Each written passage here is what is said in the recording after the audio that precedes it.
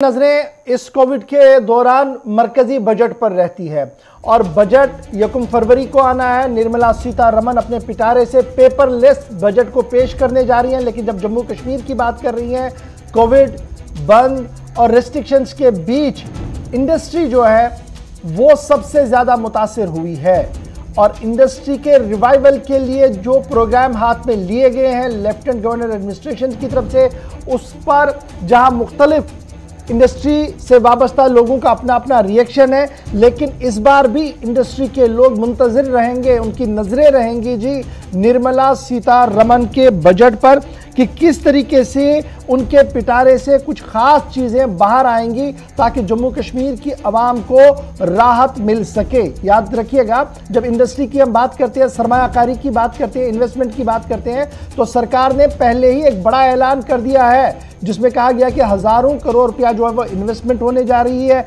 2022 के आखिर तक और लाखों लोगों के रोजगार का अरेंजमेंट किया जा रहा है। किस तरीके से इस चीज को लिया जा रहा है, मरकज के बजट पर कितनी नजर है, इस पर जरा गुफ्तगू करेंगे। मेरे साथ शाहिद कामली साहब ज्वाइन कर चुके हैं, president federation of industries Kashmir के सदर हैं। शाहिद कामली साहब, बहुत बहुत शुक्रिया कामली साहब ज्वाइन करने के लिए। बड़ा इंपॉर्टेंट और क्रूशल वक्त है जब इंडस्ट्री के रिवाइवल की बड़ी बातें हो रही है, सरकार अपने तरीके से इन्वेस्टमेंट की बात कर रही है और इन्वेस्टमेंट को लाने की बातें हो रही है, लोकल इंडस्ट्री इस पर गहराई के साथ नजर भी रख रही है। आप बहस्त सदर फेडरेशन इंडस्ट्रीज कश्मीर, किस तरीके से इस पूरे माहौल को देख रहे हैं और आने वाले बजट पर कश्मीर की इंडस्ट्री की कितनी नजरें हैं मरकूज?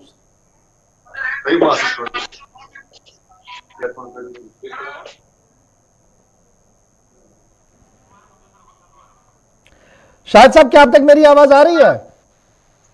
हाँ जी आ रही है। शाहिद साहब, चूंकि बजट आने वाला है, सरमायाकारी की बातें हो रही है, इस बीच किस तरीके से आप इस पूरे निजाम को देख रहे हैं, क्या उम्मीदें आपकी हैं? मैं आपका शुक्रगुजार हूँ, आपने हमारे को मौका दिया सुनने के लिए। पहले ये सारा जो है, ये सारा कंफ्यूजन है आजकल की इंडस्ट्री में। हमारी इंडस्ट्री में भी जितने भी इंसेंटिव्स थे, बाकी जिन चीजों से इंडस्ट्री चल रही थी उधर, वो सारे विड्रॉ हो गए और ऐसा हुआ कि आप बजट का साथ क्या बताएं कि जैसे जो भी हमारे मार्केटिंग था, बाकी चीज थी जिस पे हम डिपेंडेंट थे, वो सारा विड्रॉ हो गया। With the change in the status of from state to union territory, सब चीज उथल पुथल हो गए। हमारा आज के डेट में कोई सुनवाई नहीं है, कोई सुन नहीं रहा है। पेमेंट्स जो हमने आज से पहले 5 साल 4 साल भी मटेरियल सप्लाई किया है, काम किए हैं, उनकी पेमेंट आज भी वागुजार नहीं हो रही है। हमारी जो हमारे पे जो गवर्नमेंट को स्पेंडिंग थी, जो यूनियन टेरिटरी में स्पेंडिंग करनी थी गवर्नमेंट को on different aspects, on different projects, वो आप जेम पोर्टल पे जा रही है, वो सब बाहर जा रहे हैं। हमारे को तो our units are shut down क्योंकि हमारी कंपैटिबिलिटी नहीं है। हमारा कॉस्ट ऑफ प्रोडक्शन, जब हमारे सारी चीज विड्रॉ हो गए तो हमारे टोल टैक्स विड्रॉ हो गया, एंट्री टैक्स विड्रॉ हो गया, आपका जीएसटी लग गया, 18% मिनिमम जीएसटी लग गया, जो हमारे जीरो टैक्सेस थे। सो हमारे cost of production has gone 30% above, so my selling price is -30%। सो मैं कैसे कम्पीट करूं उस जगह से जहां 24 घंटे मिले कारखाने चल रहे हैं, 3 शिफ्ट्स में काम हो रहा है। आपको ये this is a general thumb rule कि जहां more the production less the cost of production. तो हमारे 5-6 घंटे 7 घंटे तो हमारा काम होता है। पावर कोई estate, maximum estates are not on essential service. हमारे एस्टेट में वैसे पावर आता है जैसे घरों में पावर आता है, लाइट आती है। सो कैसे चलेगी इन हालातों में, कैसे? अच्छा जी, कामली साहब, बड़ा इंपॉर्टेंट और दिलचस्प बात आपने खोल दिया है, क्योंकि मैं तो एक्सपेक्ट कर रहा था आप बताएंगे कि जनाब ठीक हो रहा है, all is well, all is good, लेकिन आपने जिस खबर की नकाब कुशाई की है ये इंतहाई अहम है, क्योंकि सरकार जिस तरीके से इंडस्ट्री को प्रमोट कर रही है, जिस तरीके से सरमायाकारी की बातें कर रही है, उससे तो लग रहा था कि हजारों करोड़ रुपया पंप होगा और लोकल इंडस्ट्री भी रिवाइव होगी। तो ये जो पॉलिसी बनाई गई, क्या ये स्टेक होल्डर्स के साथ सलाह मशवरे से नहीं बनी या स्टेक होल्डर्स की सुनी नहीं गई? देखिए साहब, imagination can be anything. You can imagine almost 1000 crore of investment, but there is a lot of difference between physical investment and imaginary investment. पहले ये होता था कि हमसे पहले भी प्रेसिडेंट्स रहे इधर, हमसे पहले एफसीआई के, और मैं आपसे आपके माध्यम से ये कहना चाहता हूँ सबको कि एफसीआई के is the only representative of the industries and the industrial bodies in Kashmir. हमारे पास और कोई नहीं है who can promote or who can say that we are the representatives of industry. क्योंकि एफसीआई की एमलगमेशन है सारे इंडस्ट्रियल एस्टेट्स की, और सारे इंडस्ट्रियल एस्टेट्स में जितनी भी ऑर्गेनाइज्ड अनऑर्गेनाइज्ड सेक्टर में इंडस्ट्रीज है, उनके presidents make the executive council of industries FCI के, एंड एफसीआई के then goes to the voting and it elects the administrative council headed by the president. ये मैं आपके माध्यम से, ये बहुत एक बड़ा कंफ्यूजन है कि बाकी nobody is representative of industrial bodies and industries. इसीलिए मैं आपको ये कह रहा हूँ कि जब भी कोई इंडस्ट्रियल पॉलिसी बनती थी को कंसल्ट किया जाता था, एफसीआई को कंसल्ट किया जाता था कि आप हमारे को बताइए आपका क्या रुझान है, कैसे इंडस्ट्रियल पॉलिसी में हम कैसे टेलर करें. एवरी टाइम इंडस्ट्रियल पॉलिसी जब भी बनती थी, सेंटर की बनती थी, इंडस्ट्रियल पैकेज बनती थी और ये बनती थी, तो दोनों जगह हमारे को ऑन बोर्ड लिया जाता था कि बताइए आप ये कैसे हम जाएंगे. ये 1984 से हम देख रहे हैं कि इन्वेस्टमेंट आएगी, वो आएगी, मतलब कोई इन्वेस्टमेंट ऐसे नहीं आती है. ये इन्वेस्टमेंट हमको करनी है इधर, because we are born here, और हमारा इमोशनल अटैचमेंट है जगह के साथ. आज हमने छोटे छोटे बच्चों का मजाक बनाया कि आप आइए, लैंड अलॉटमेंट में आइए, हम आपको लैंड दे देंगे, वो करेंगे, अप्रेजल करेंगे, और फिर जब उन्होंने सबने जमीन के लिए अप्लाई किया और लास्ट में हमने क्राइटेरिया बनाया. मतलब ये कौन सा, this is just making a fun of the system. क्या एक बच्चा जिसने 10,000 रुपए भरे कि मुझे जमीन मिलेगी, मैंने आज हम उसको कह रहे हैं, जब आपने एग्जामिनेशन दिया, एग्जामिनेशन के बाद में उसको कह रहा हूँ भैया आपको इस तरीके से भरना था, या तो उनको नया एग्जाम दे दो, उनका नया डीपीआर ले लो. मतलब ये क्या, किस चीज पे हम चलेंगे आगे? इधर से हम इन्वेस्टमेंट की बात कर रहे हैं, ये बड़ी इंपॉर्टेंट बात है, क्योंकि इंडस्ट्री को माना जा रहा कि जनाब हमारे पास इंडस्ट्री सस्टेन कर पाए, एक बड़ा सवाल है. क्योंकि आपने खुद भी कहा कि हम टेल एंड पर है, और मार्केट में जो रेट 10 रुपए में होनी अगर कश्मीर से बननी है वो तो 20 में बननी है, लेकिन जो बेनिफिट्स आपको सरकार की तरफ से दिए जाते थे थोड़ा बहुत कंपीट आप कर पाते थे. लेकिन अब आपका मानना है कि जनाब वो सारी चीजें हटी, ओपन मार्केट में हमें लाया गया, और ये बैकवर्ड और फॉरवर्ड की लड़ाई में कश्मीरी, चाहे वो जम्मू का इंडस्ट्रियलिस्ट है, जो कश्मीर का इंडस्ट्रियलिस्ट है, वो तो खत्म हो रहा है, वो वैनिश हो जाएगा आने वाले चंद सालों के अंदर अंदर. क्या मैं आपकी आवाज से आपकी बात को इसी तरीके से समझ पाऊं? आज के डेट में देखिए सर, आज के डेट में मैं आपको ये बताऊं, जम्मू और कश्मीर एक है, और जम्मू यूनिट वालों की जो परेशानी है वो कश्मीर की है, कश्मीर की जम्मू. अब हमारे को एक ही चीज ये है कि हमारा रॉ मटेरियल उधर से 5 दिन के बाद मिलता है, उनको 5 दिन पहले मिलता है. वो भी हमारी बदकिस्मती है कि सड़क की वजह से. बट मैं आपको ये आज कह रहा हूँ, ये ऐसी बात हो गई है आज के डेट में, इंडस्ट्रियल जो पॉलिसी है या पैकेज है, ये बिल्कुल है. जब हम कब्रिस्तान में जाते हैं तो हम एक मिट्टी डालते हैं, 100-150 साल के बाद पुरानी कब्रों के ऊपर नए, चलो जी आप नए लोगों को दफन करेंगे. एग्जैक्टली वही हो रहा है. पुरानी इंडस्ट्री दफन हो रही है, नई इंडस्ट्री को लाया जा रहा है दफन होने के लिए. जब मुझे कोई पूछेगा कल कि आपने भी इन्वेस्टमेंट की, मैं कहता हाँ, मैं भी एक अपने टाइम में मैं भी एक सक्सेस स्टोरी हूँ, आज मैं डेड बॉडी हूँ, आप आइए मेरे साथ शमूलियत करें, कुछ ही दिनों में मैं भी आपको अपने साथ कब्र में घुसेटूंगा. This is the situation. अब हम जब बोलते हैं कोई बात तो बोलते हैं सर एफसीआई के क्या है, एफसीआई के है ही नहीं कुछ, एफसीआई के बाद हम एबीसी से बात करेंगे, ये करेंगे, वो कर, ये चीजें नहीं चलती है. We are bleeding, industry is bleeding right now.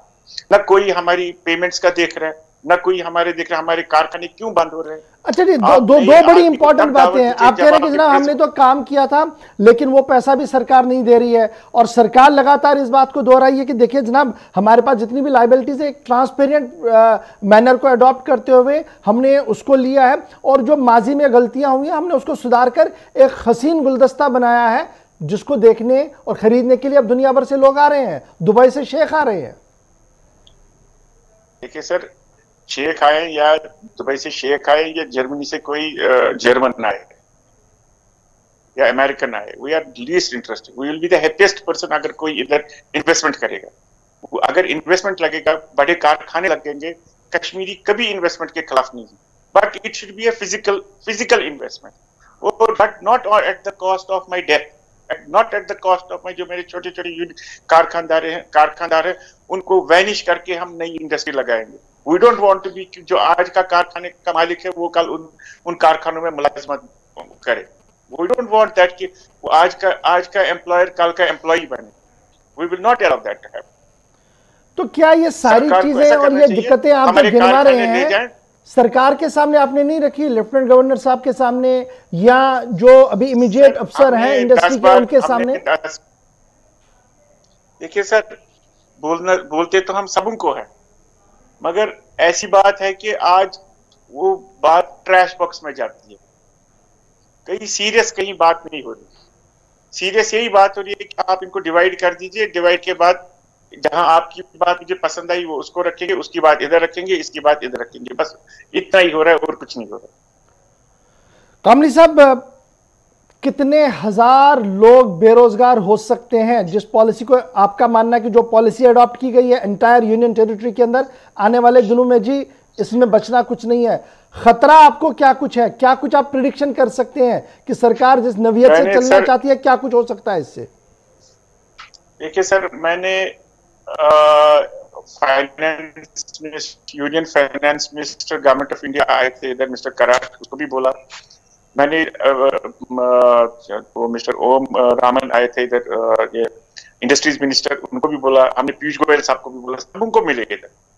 हमने सबको ये कहा कि साहब मसला ये है इस वक्त कि industry, MSME industry at the verge of collapse है, और ऐसा होगा कि हमारा इंडस्ट्री 85% ऑफ इंडस्ट्री आपकी कोलैप्स हो जाएगी बाय 20 मार्च, बिकॉज जब कोई कारखाना चलेगा ही नहीं, उसका वर्किंग कैपिटल इरोजन हो जाएगा, तो वो कौन हमारी बात ही नहीं। वो कह रहे हैं साहब हमने आपको पहली बार 20 साल मैं भी देख रहा हूँ कि पहली बार कोई इंडस्ट्रियल पॉलिसी आई है which is only for the new industry, not for the existing industry. आपको इसी तरह पता चलेगा कि सरकार के इंटेंशंस क्या है। They don't want anything. देखिए, पहले ये होता था कि पहले हर स्टेट की एक इंडस्ट्रियल पॉलिसी होती है, और वो इंडस्ट्रियल पॉलिसी मुरतब होती थी एफसीआई के उस स्टेक होल्डर्स के साथ बैठ के। और फिर क्योंकि this place is not an industrial place, this was brought by passion government of India कि हम इंडस्ट्रियल मैप लाए, और इंडस्ट्रियल मैप के लाने के लिए उसको फर्टिलाइज करने के लिए प्राइम मिनिस्टर्स पैकेज आ रहा था। ये तीसरी पैकेज है आज की पहली पैकेज नहीं है, ये तीसरी पैकेज है। और इस पैकेज में होता था that it would fertilize the existing industry too। उस पे देखते थे हमें इंडस्ट्री को कैसे चलाएं, क्योंकि गवर्नमेंट सबों को मुलाजिमत नहीं देती। ये इंडस्ट्रियल रेवोल्यूशन जो लाया था इधर गवर्नमेंट ने, इंफ्रास्ट्रक्चर डेवलप करने के लिए, इंडस्ट्रियल एस्टेट डेवलप करने के लिए, इंडस्ट्रियल एस्टेट में वैल्यू एडिशन काम करने के लिए, और हमारे को खुद कफील किया गया कि जो आपकी जरूरत है इधर ही बनेंगे। आज स्टील बनी है, सीमेंट फैक्ट्री बनी है, बाकी चीजें बनी है। ये इसलिए था कि that we would be self-sufficient to develop and cater for our demands। मगर आज क्या हुआ कि आज सारी चीज हो गई तो हम तो बैठ ही गए नीचे। उससे क्या हुआ कि इशू राइट नाउ इज के सब हमारे 2% का रखा एग्जिस्टिंग इंडस्ट्री को, 2% ऑफ टर्नओवर। आपको इंसेंटिव मिलेगा ऑन टर्नओवर। जब मैं काम ही नहीं कर रहा हूँ, जब मेरा टर्नओवर का सवाल ही नहीं है, तो 2% किसको मिलेगा? सवाल ही नहीं है। कामली साहब, बड़ा इंपॉर्टेंट एक चीज है जो आपसे जानना चाहूंगा, क्योंकि अब चूंकि बजट आने वाला है और इंडस्ट्री की हमेशा तवक्कात रहती है, और हमारी अभी जो परेशानी ये है कि हमारे पास इलेक्टेड गवर्नमेंट नहीं है, बजट दिल्ली में ही आना है, तो हम अक्सर ये सुनते हैं और पीआर प्रेस नोट्स के अंदर भी ये पढ़ते हैं कि वजारत ख़जाना और वज़ीर ख़जाना जो है जी वो मुख्तलिफ चैम्बर्स के साथ मुलाकात कर रही है, मुख्तलिफ लोगों के का फीडबैक लेती है। जम्मू कश्मीर के ज़ाविये से आप भी एक अहम तरीन प्लेयर हैं बजट के। क्या मशावरत का दौर हुआ, क्या मीटिंग्स का दौर आपके साथ हुआ स्टेट लेवल पर या सेंट्रल लेवल पर? किसी ने कोई राब्ता लिया? बिल्कुल sir, we are thankful to financial commissioner finance, जिसने हमारे को बुलाया। उसने हमारे को बोला कि आप बताइए आपके कैसे क्या था। हर एक को बुलाया, एफसीआई की कोई नहीं बुलाया, उन्होंने ट्रेडर्स, इंडस्ट्री सबों को बुलाया और सबों से पूछा कि व्हाट डू यू वांट, जिससे आप रिवाइव हो जाओगे। क्योंकि मैं आपको ये बताना चाहता हूँ कि जितनी इंडस्ट्री ग्रो हो जाएगी, जितना इधर का ट्रेड ग्रो हो जाएगा, उतना जीएसटी इनपुट आएगा। जितना जीएसटी इनपुट आएगा उतना रेवेन्यू बढ़ेगा स्टेट का, क्योंकि now there is only one tax. और स्टेट को भी ये पता करना चाहिए कि जितना अगर हम इनसे जो 0% टैक्स लेते थे इंडस्ट्री से, आज हमको भी state share 50% of the GST मिल रहा है। तो अगर वो उस 50% में 25% भी इंडस्ट्री पे खर्च करेंगे तो at least they will get more 60% of return out of it. मगर आज के डेट में क्या हो रहा है, जो काम किसी ने पहले किया, जो भी इंडस्ट्री में काम हुए हैं, थ्रू सीकॉप हुआ है, सिडको हुआ है, जो भी हुआ, it has been done through some authority. किसी अथॉरिटी ने ऑर्डर प्लेस किया। आज ये बोल रहे हैं कि साहब आप उस अथॉरिटी को पूछो आपने किस अथॉरिटी पे एडमिनिस्ट्रेटिव अप्रूवल दिया। आपका एडमिनिस्ट्रेटिव अप्रूवल है नहीं, आपका पैसा नहीं मिलेगा। एक सप्लायर को एक वैलिड गवर्नमेंट ऑर्डर मिलता है, गवर्नमेंट ऑर्डर के तहत वो काम ऑर्डर सप्लाई करता है और वो सप्लाई डिपार्टमेंट ले भी देती है और इंश्योर भी करती है cognizance of that material to the best of the specifications laid down. आज वो कहते हैं 4 साल के बाद, अच्छा बैंक इधर से एनपीए अकाउंट्स तो कर रही है, वो कहते मुझे नहीं पता आपका पैसा गवर्नमेंट देगा कि, मगर मेरे पैसे आपने नहीं दिए, आपका मैं अकाउंट एनपीए करूंगा, आप जाओ घर बेचो, मकान बेचो, मुझे पैसे दे दे। मतलब हम किस हालत में पहुंचे, जो अकाउंट 2014 में। अच्छा जी, मतलब एक चीज बड़ी इंपॉर्टेंट है। जम्मू कश्मीर तो मुख्तलिफ मराहिल से इस वक्त गुजर ही रहा है, लेकिन एक चीज बड़ी इंपॉर्टेंट है जो मैं दिल्ली देख रहा था, वो ये है कि एमएसएमई और स्टार्टअप्स को लेकर सरकार एक मजबूत पॉलिसी और हिकमत अमली को तरतीब दे चुकी है और उसको ज्यादा तर तवज्जो दे रही है। जम्मू कश्मीर के पॉइंट ऑफ व्यू से एमएसएमई और स्टार्टअप्स को कहां पर आप देख पा रहे हैं, इनका फ्यूचर कहां पर है? क्या उस दौड़ में वो शामिल हुए हैं जिस तरीके से हम मुल्क भर के अंदर देख रहे हैं? देखिए साहब, 2 चीजें होती हैं।